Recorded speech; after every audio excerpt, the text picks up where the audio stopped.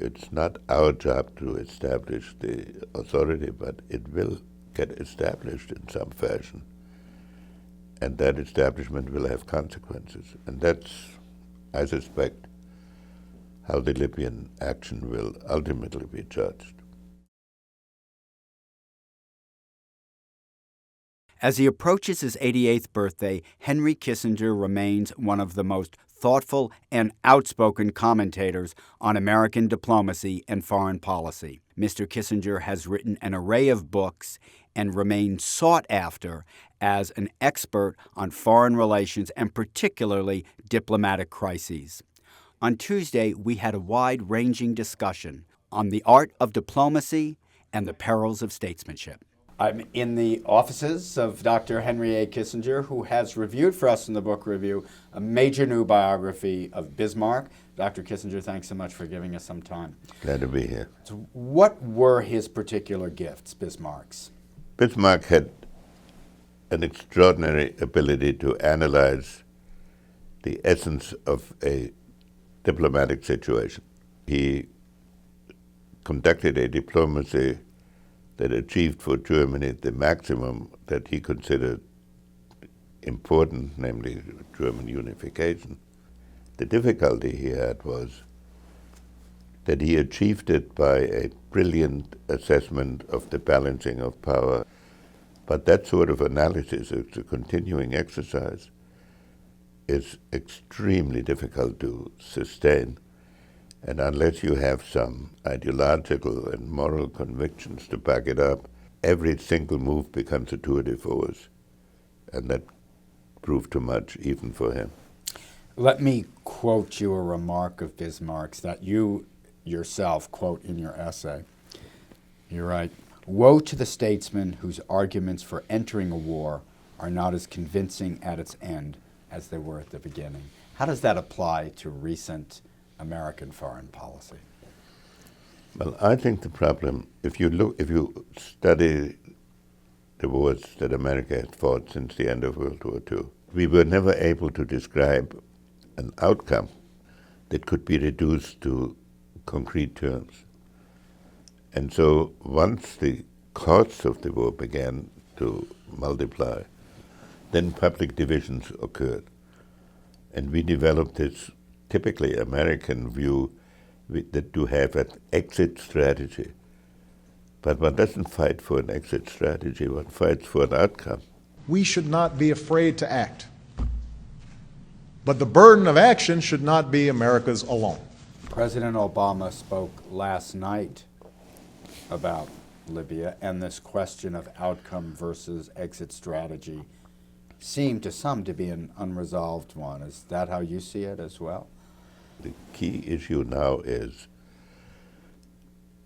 what happens in a country that was never in its history a nation. What happens now if we try to establish a modern, or if somebody tries to establish a modern legitimate government? The first question is, who's going to establish it? The President said the Libyan people should. But who are the Libyan people? They'll probably be tribal conflicts. One of the aspects of Gaddafi was that he was so bizarre that he was separate even from the main currents in the Islamic world and had huge resources, which he put at the service of himself. What happens when these resources become used for general objectives? And how you define those, that will be a big challenge. And what about President Bush's intervention in Iraq? Was this a case, too, where the arguments at the outset didn't seem as strong as they were, or seemed different from what they were at the end? I believe the original impetus for considering invading Iraq was the belief that some demonstration of American power was needed in the aftermath of 9/11, and that our action in Afghanistan was not enough to supply that. Then President Bush, for whom I have personally considerable respect, decided that he wanted to turn Iraq into a showcase of the possibility of a democratic evolution inside the Arab world. That was a huge objective. And that argument was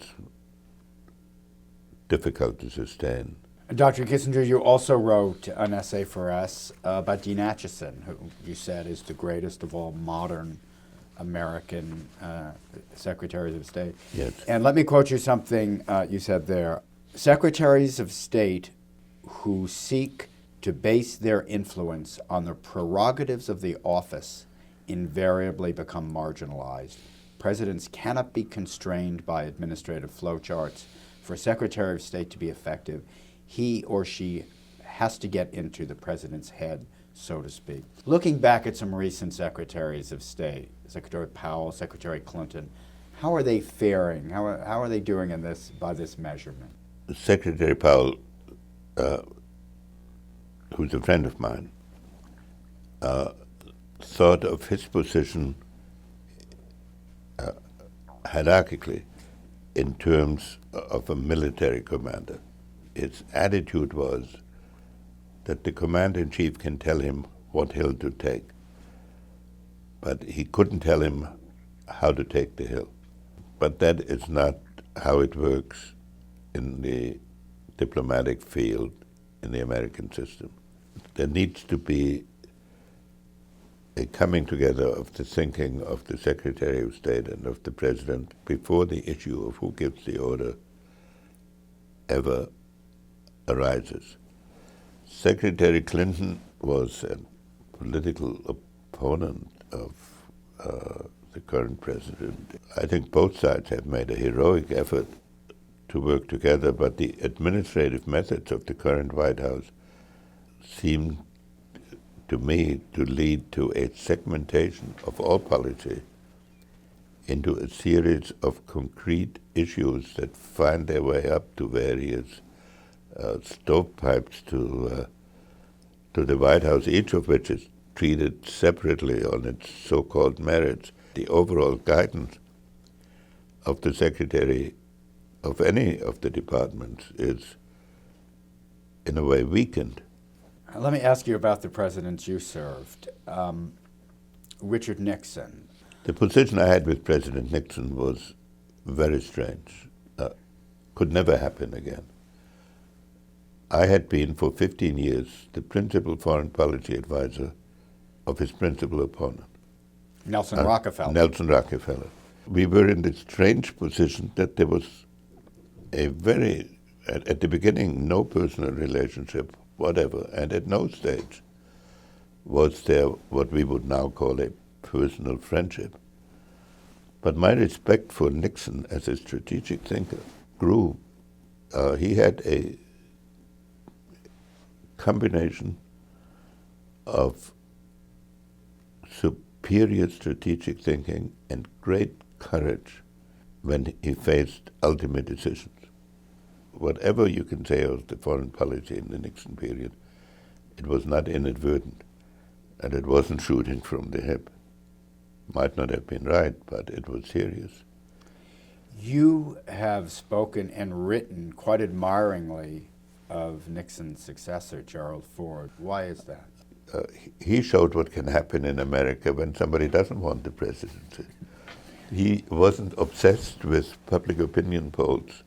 He was a man who was absolutely sure in himself, who created an atmosphere of trust and goodwill. He didn't have the driving, questing uncertainties of many other people who make themselves president through sheer willpower.